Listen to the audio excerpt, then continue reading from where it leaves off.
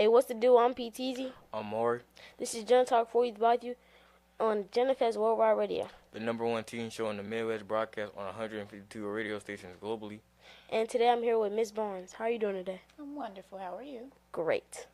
That's good to hear. Before we get started, Miss Barnes, can you please share your socials and where our listeners can connect with you from? You can find me on Instagram. My regular Instagram is tamb_rebirth. And then there is also my podcast, Affirmed Peace. You can find Affirmed Peace on Instagram and Facebook and YouTube with just Affirmed Peace. And yeah, we'll leave it at that. Okay. For our first question is, if your life right now had a theme song, what would it be and why? Oh, goodness. That's a good one.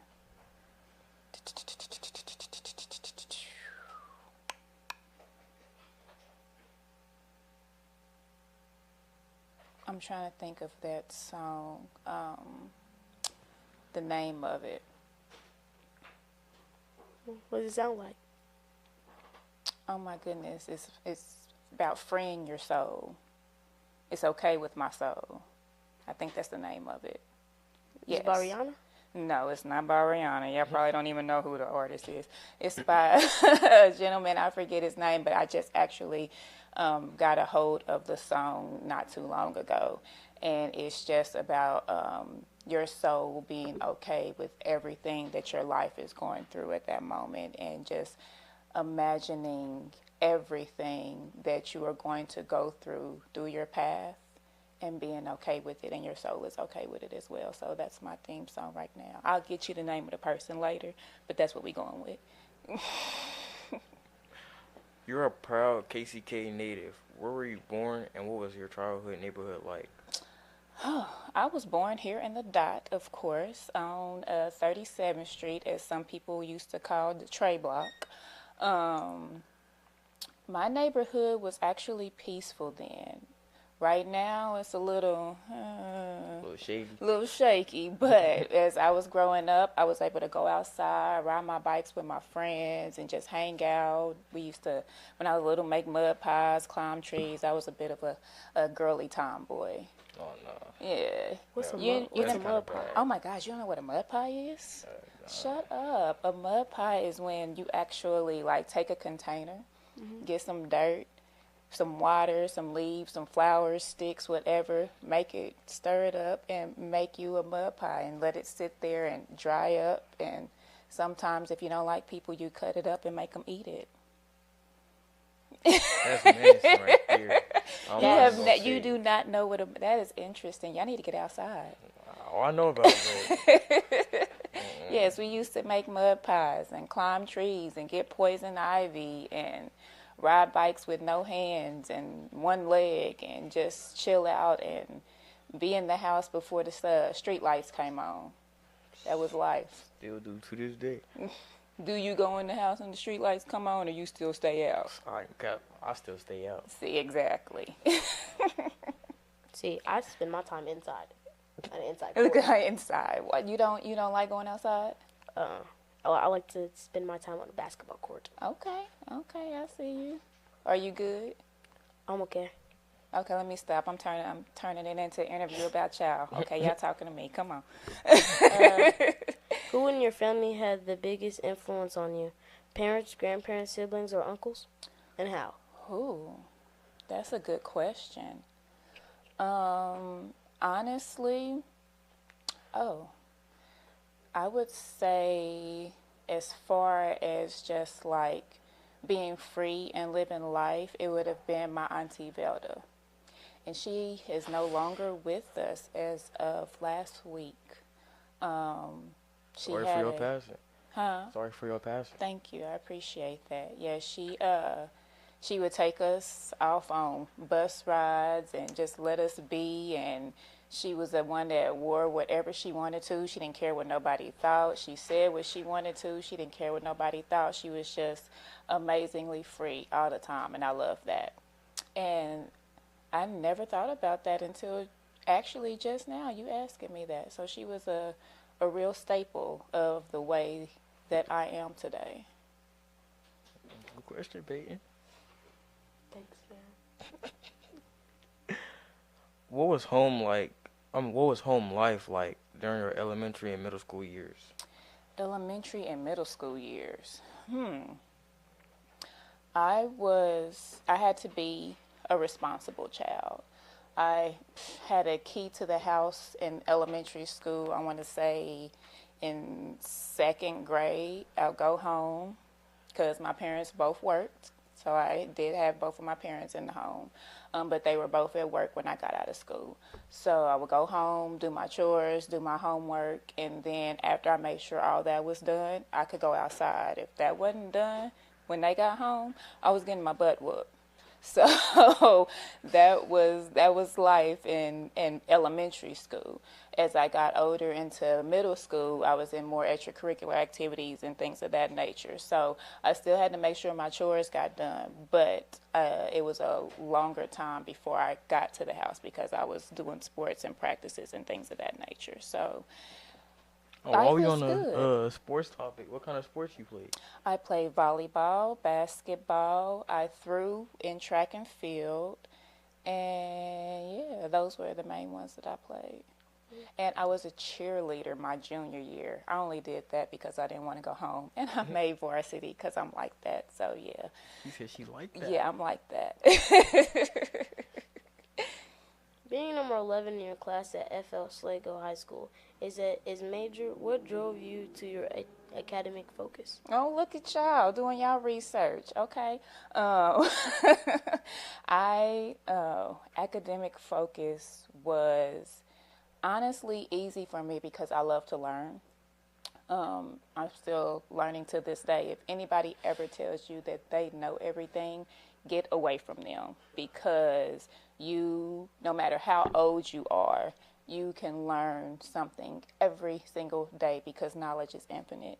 So I loved my academic structure at that time until I got to my senior year, and I had senioritis out this world, and I wanted to get away from everybody and everything that had to do with school. So yeah, that was an interesting situation. Threw you off there, didn't it? What kind of student were you?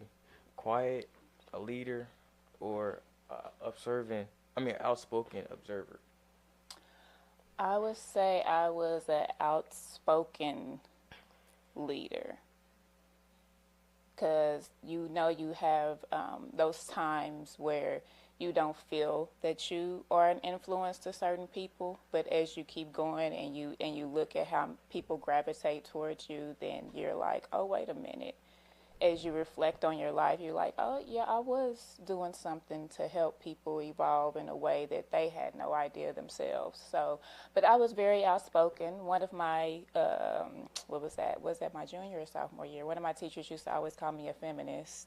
He was crazy, but I was a very outspoken leader. Yes, we can go with that one. Sport. Did you ever struggle academically or socially, and how did you push through? Struggle. Was there any struggle? I wouldn't say there was any struggle, but there was most definitely sometimes a bit of a frustration if it was something that was a little bit challenging to me. When I was younger, I had to grow over this, but when I was younger, I didn't want to ask for help. And that's something that I had to work on, and I still teach my children this today. It is okay to ask for help because sometimes that's difficult for some people. And when I was in elementary school, I would sit there at my desk and try to figure it out and cry until the teacher would come up to me and actually say, Tamara, what's wrong? Do you need help? And I'm like, yes, I need help. I can't take this. And, figure it out. But I would get frustrated because I felt that I had to do everything myself and learn it and figure it out by myself because of some of the things that were instilled in me from my father, that you always have to be independent no matter what. Did you feel called to leadership even back then when you were younger? I didn't look at it like that back then, but as time went on, yes, it was calling me. but I ventured on to different paths and avenues that weren't the best as I got out of high school. And yeah, it was an interesting path for me. But sometimes those that are leaders or those that are within that nature to help people evolve in a way, they have to go through those trials and tribulations and struggles in order for them to be a testimony for others, because our stories are not for us, they're for other people, for them to learn off of whatever it is you're struggling through in order for them to help through their struggles. You mentioned always having a passion for touch. When did you first realize healing was your gift? Oh, man.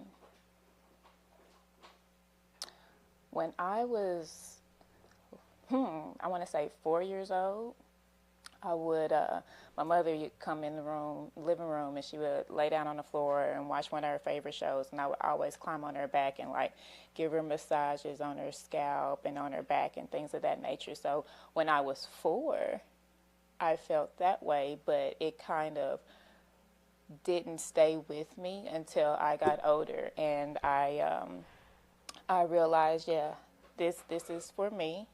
And then that's when I went to massage school to get all my accolades for that. But yeah, the healing is can be more than a touch. We all need touch, of course, and I hope y'all know that. So don't be afraid to hug people. If your mama come up to you and hug you, just hug her. If your daddy come up to you and hug you, just hug them. Grandma hug you, just hug them. Don't be mad or don't be afraid to hug, because we all need that. A 20-second hug can fix your whole day and boost your energy and boost your frequency in a way that you have no idea. So let that hug linger, because we need that touch, most definitely. But healing is something that's always been within me, and sometimes I had no idea, honestly, until I actually started going to massage school. You attended 3 schools before graduating from Anthem College in 2010. What did perseverance teach you during that season? Oh, goodness. So it was throughout different years. It taught me a lot, because the first school I left because of the faculty. I went through some situations where some people were being a bit racist, and I wasn't having that. So I don't want to be a part of a school that feels that it's okay to carry on in that nature.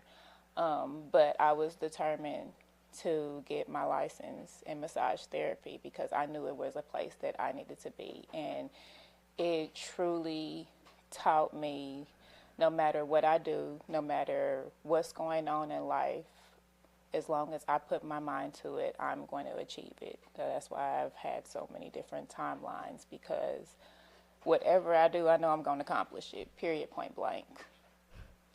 Okay. How you doing, Ms. Barnes? I'm Lano. Nice to meet you. Nice to meet you too, Lano. I'm well. How are you? I'm doing good. Good. This is my first question. What kept you going when quitting would be easier? Oh, because quitting is not an option. You have your times where you need to sit back and you need to reset and you need to figure out another game plan, possibly, if that's the case. But quitting is not an option at all on anything whatsoever. Even if you don't do nothing, quitting is not an option. That's real. And Yes. so for all you kids out there, keep up in school. Because quitting is not an option. You've been a tax professional for 20 plus years. How did that career begin?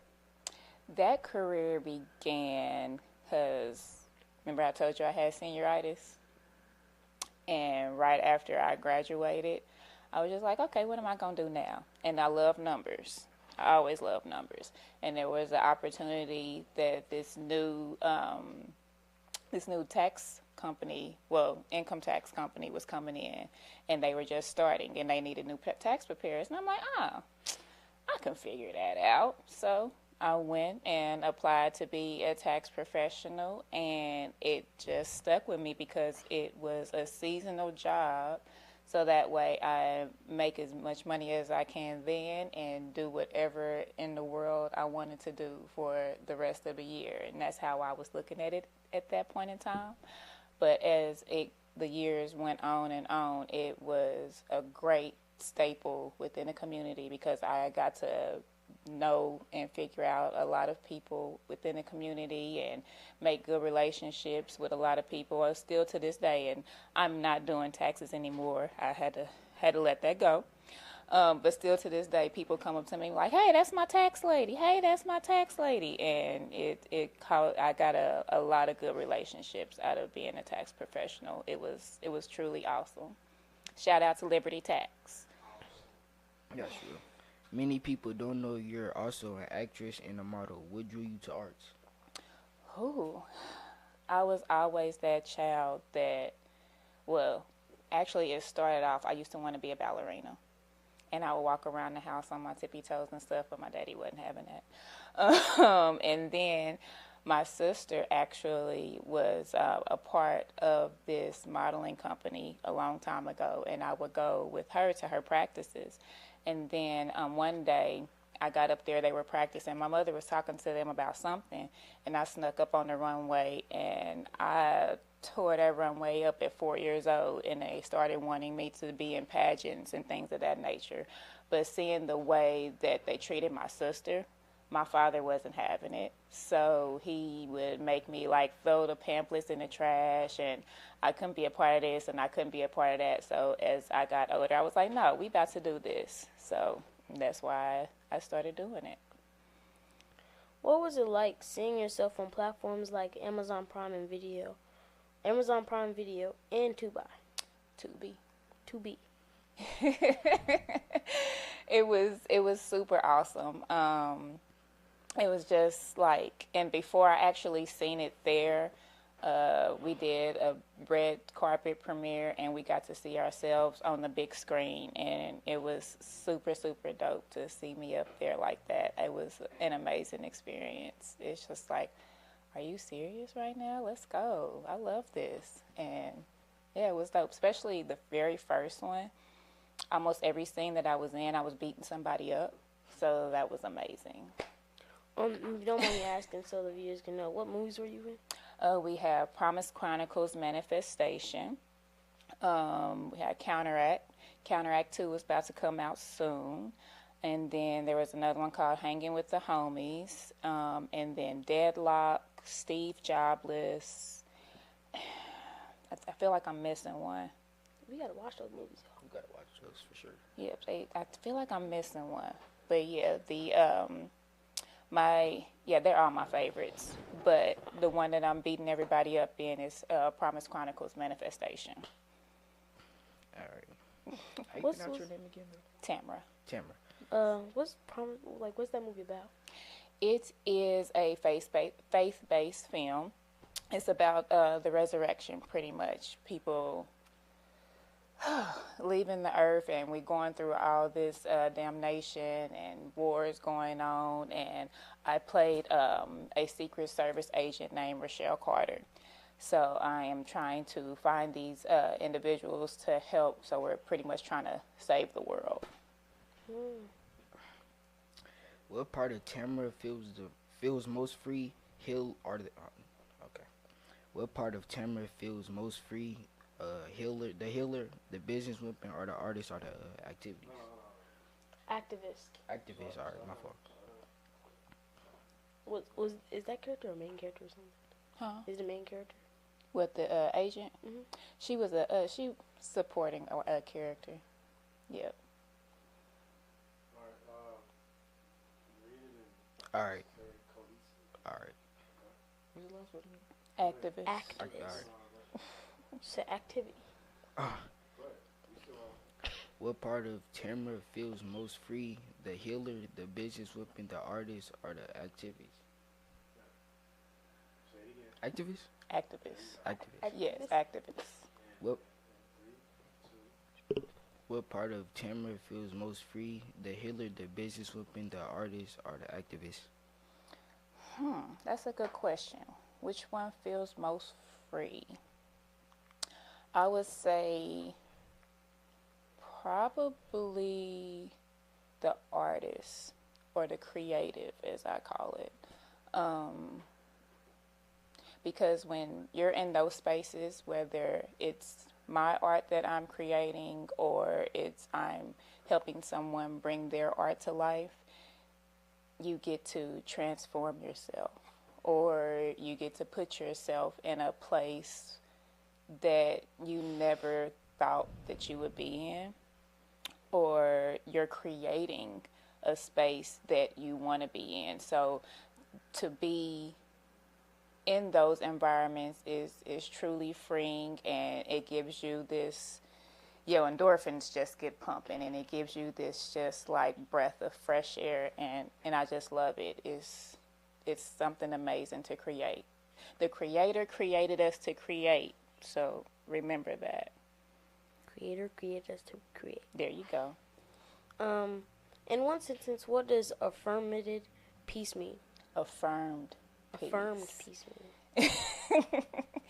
Affirm is mean standing strong and knowing that you are truly with peace with yourself. So that is why everybody's story is meaningful on Affirmed Peace, because you are coming on and you're giving your story, you're giving your testimony, and you know that that is truly your trial and your tribulation that you have gone through, and you're at peace with that because you're actually sitting here sharing it with the world. So that's what Affirmed Peace is. In 2022, you Pivoted. towards community work. What sparked that transformation? Oh, I have those moments where it's just time to reset. And I literally gave up everything. I gave up my massage business. I gave up doing taxes. I gave up everything. And I needed a whole new outlook in life. And I wanted to make sure that I was helping my children fulfill some of the dreams that they wanted to do as well. So that's when I partnered with someone, and we created a nonprofit called A Loving Space, which then had a program called Love Ball Life, LBL, which was our basketball team, because my boys wanted to play on the same team together. So Mama made it happen because they're different ages. So they wanted to eventually play on the same team together. And I'm like, you know what? Let's make it happen. So we created a basketball team, and I fulfilled one of my boys' dreams for them to play on a basketball team together. But A Loving Space was more than that. We took the boys out and got them civically engaged. They were going to commissions meetings. They were at different other organizations learning how to harvest garlic and plant food, and they did so much community service. They met the mayor on first name basis. It was interesting. They're so funny. Anywho, but yes, A Loving Space was and is, because it's still going. We just had to reset and get some other things accomplished, but it was an amazing thing for my life and put me in a different avenue that I never thought I'd truly be in. How old are you? What's the gap between you two and your sons? I mean, your sons. The years. One is 17 and one is 13. What does innovating our community while growing with youth mean in real life? Innovating our community while growing with our youth means getting out there and actually pretty much everything that I just told you, getting them civically engaged, getting them involved in areas within the community that they never knew existed, they never thought that they would be a part of, and finding ways to change and shift the narrative for them to be truly involved in the ways that they want to be involved in it. What is one thing our youth need right now? Love. That's real. As a mother of 2 sons, how has motherhood shaped your leadership style? Whew, that's a good one. It has shaped it to where it helps me communicate better, because I used to yell at my babies a lot because I was yelled at as a child. So I had to reflect on myself and figure out, no, this is not the way I want to talk to my children. This is not the way I wanted to be talked to. So why would I do it to a child that I have brought into this world? So it has helped me shape and mold in a way with my communication skills, getting on a decent and better level with all of us being on the same page and working as a team. It's still difficult sometimes, but we work it out and we get it together. That's real. What boundaries do you set to protect peace while raising young men? Oh, we have to have those moments to ourselves. If you don't truly sit back and have those moments of peace to yourself and know when it's time to just step away from everybody, you're going to go crazy. Just period. You have to have those moments to yourself, and it is okay. If somebody feels you selfish about it, let them feel you selfish about it. It's okay to be selfish when it comes to getting your mind right.